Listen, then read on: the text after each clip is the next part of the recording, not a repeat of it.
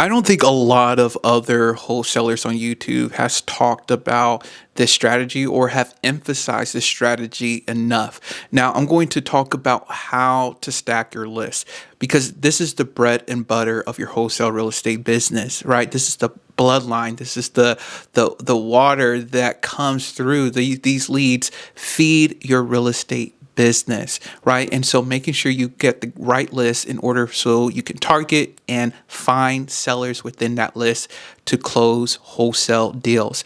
And so I'm going to share my screen with you all and show you all two different approaches or two different websites I would use, one free, one paid, on the best strategy to stack your list. Zillow and Redfin and Realtor, these are some of the best websites you can use in order to wholesale real estate. And so I'm going to just expand this area right here. And then these are houses for sale that you are looking for. Now, stacking your list. And by the way, you all subscribe to this YouTube channel. If a lot of you watch my channel but are not subscribed, make sure you hit that subscribe button, like, comment down below. For sale, you can do a price range, beds and baths. Now, how I would stack a list using a free website like Zillow. So one is I would put a specific square footage for this property. If you're a beginner wholesaler real estate, I do not recommend you targeting a $3.4 million property, right? Or a 1.3 million, depending on where you live. If you live in LA, but if you live in Indianapolis, where the medium home price is around 250 or 300, I wouldn't recommend you going after these properties, right? And so I would target price point and also square footage, right? Because I wouldn't even let you target look at over 9,000 square foot property. Absolutely not. So what we're going to do here, we're going to just keep it no minimum, but the maximum we'll keep it at 5,000, because in that way you're trying to find investors. A lot of investors are not going to buy a big home to rent out unless they're doing big time Airbnb, and there's hardly investors specifically for that. And then second off, they're using it for rentals. You can't really make a ton of money renting out a 6-bedroom, 7-bedroom home that's over 9,000 square feet. Right? Most investors are not going to make a good of enough return off of their investment. That's what I would do. I would just put the max at 5,000. Honestly, I would put it even a little bit lower. Now, these big houses, yes, it can do well for flipping, right? If you need to flip a home, possibly. But most of the time, buyers are just looking for homes that they can rent out or homes that they can sell quickly, right? And, the ranges from 200 to 400-ish usually can sell pretty fast. And so that's what I would do. Now you can stack your list. You can put more into lot size, year built, and things of that nature. But we'll just keep it to that for right now. But we'll come back to more filters. But next thing, I want to go to price. Now, I don't want to target homes that are over 750,000. Yes, you could possibly find a fixer upper that's 700,000, but the ARV is $1.5 million. There may be flippers in that area that target expensive properties, right? And the luxury market is still actually doing pretty well. Rich people are still buying their nice homes. So, but for example's sake and just for showing you a lot of beginners, how to wholesale real estate, I think most people are not going to target $1 million house, right? So we'll just keep the maximum around, I actually want to keep it pretty low. So I'm going to put like 350,000, you all. We're going to keep it that low. All right. And then we're actually going to go beds and baths. We can keep this the same, honestly. I think the max we'll go is probably 4 bedrooms, and you can't really do that here on Zillow. Property types, let's just target houses for right now. Let's just do that. Yes, you could target all these other ones, and there might be some good deals, but let's just target single families or houses right now, single family homes right now. Now, let's go back to this list. Now, what we're going to do here, this is another way to stack your list. Now, you could put TLC. Now, these are houses that in the description, it says TLC. So they need TLC. And then I'll just go down this list and see which houses probably need some sort of work. Like this house doesn't seem like it needs a ton of work. It's probably not a house I can flip. Or this house. Maybe this house, you see this right here? You see these pictures, it's 192. They had a price drop. You know, the outside looks rough. This is what I'm looking at. I'm looking at these pain points. But for some reason, it's been listed for so long. So there may be a huge issue wrong with this house. Maybe a foundation issue, some moisture damage or anything. But for example, this would be a property I would target as a wholesaler. I would contact the agent and say, hey, what's up? I want to know, what's the information, why it's been listed so long. I see you all have been price dropping it. Is it the neighborhood? What's going on right here with this property, right? Because probably these trees may be causing some issues with the foundation. We never know. So yeah, I would target an area like this, a house like this, and ask the let's just seeing at the history.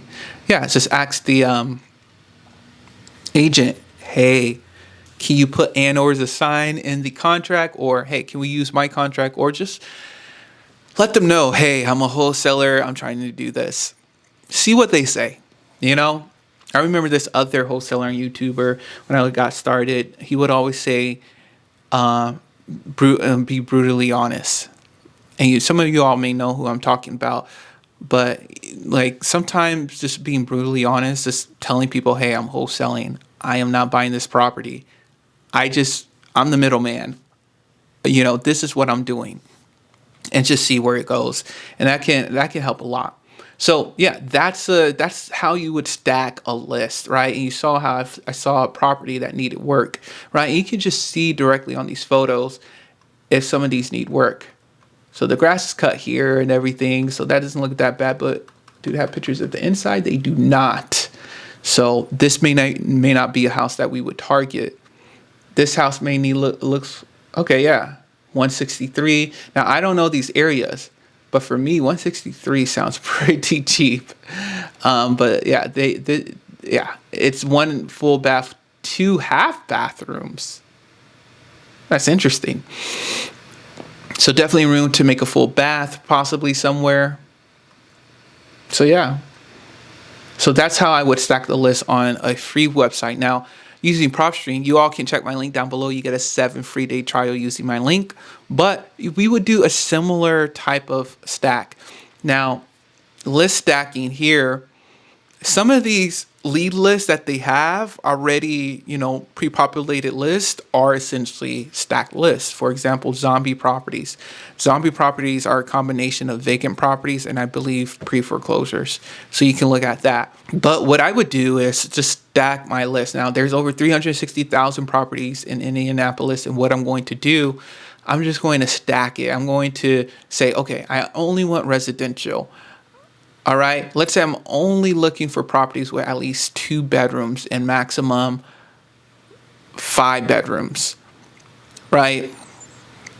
Lot size, number of units, that doesn't matter. That doesn't matter for me. Off-market properties for sure. And then none about pre-foreclosure, owner-occupied. Let's say it's non-owner occupied and it's vacant. Let's see how many comes up. 2,400. Now, around 2,500 actually. So, but let's say that list is too much. I still can't afford to buy this list. I can't afford to, I don't have the time to call all this list. Let me narrow it down even more. I want years of ownership, at least 7 years. Let's say that, right before the pandemic. Now you're down to 706. This is a really highly targeted list. Now, the other last thing I would do is I would do value equity. So estimated equity, I want to make sure they own at least 30%, right? So there's some juice on the table, right, for me to make money, or even 40%, a little bit more, and see what comes up. All right, and so that's a heavily targeted list. Now, another way you can stack this list, let's just clear the filters one more time. When you're going down these lists and you're doing all these different things, years of ownership, you can do 5, for example, absentee owner, location, okay, maximum number of properties. This is a hack with PropStream. Number of probably because let's say you don't want to target a big time landlord, or you do.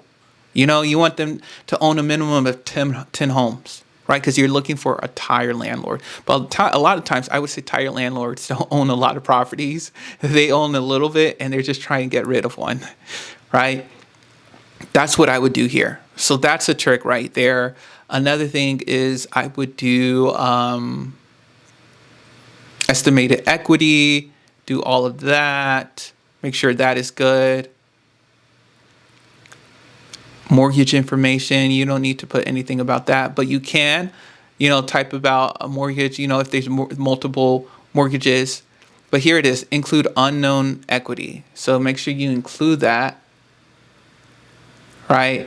People with unknown equity, because maybe they own this property for so long and they do not have information about how much equity this person actually has. So that's one way to do it, to stack this list. All right, you all, those are different ways that you can stack your list in wholesale real estate. I think it's one of the best strategies that you can use right now in your real estate wholesale business. Make sure you all like, subscribe, comment down below, and I'll talk to you all later.